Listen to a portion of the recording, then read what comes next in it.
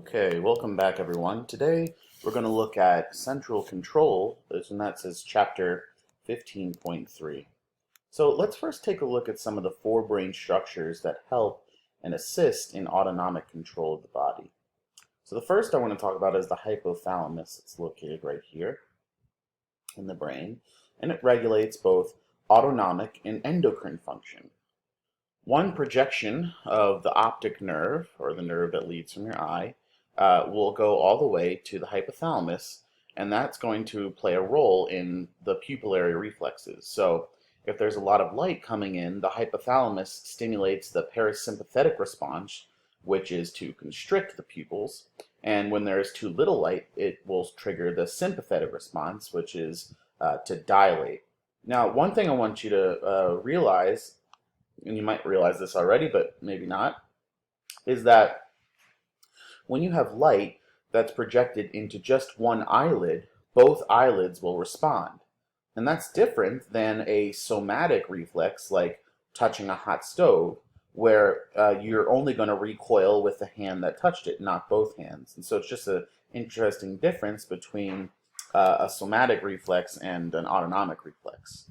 When we have output from the hypothalamus, it can follow two main tracks: the dorsal longitudinal fasciculus and the medial forebrain bundle. So there's two of them right here.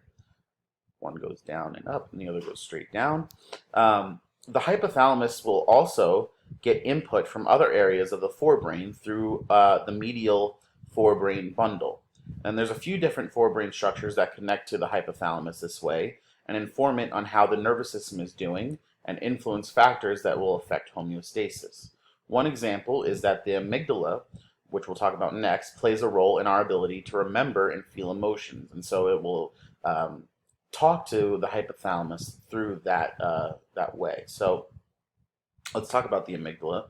The amygdala is found in the limbic lobe of the brain, which functions in memory and emotional responses. So for example, if you get scared or anxious, the amygdala will send signals to the hypothalamus along that medial forebrain bundle, and it'll activate your fight or flight response. And so the last structure that I want to cover is the medulla.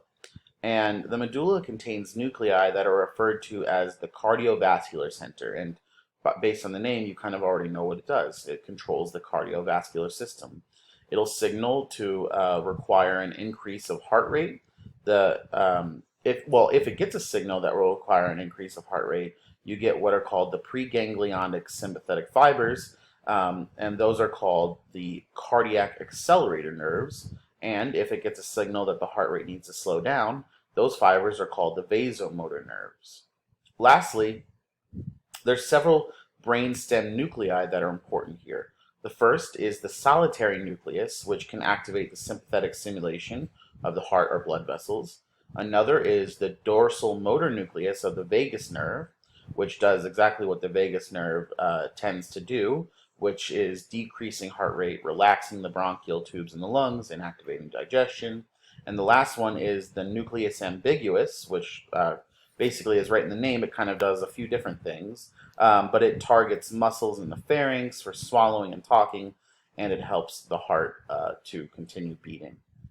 Okay, and so with that one, I'm going to end that here and look forward to 15.4 coming next.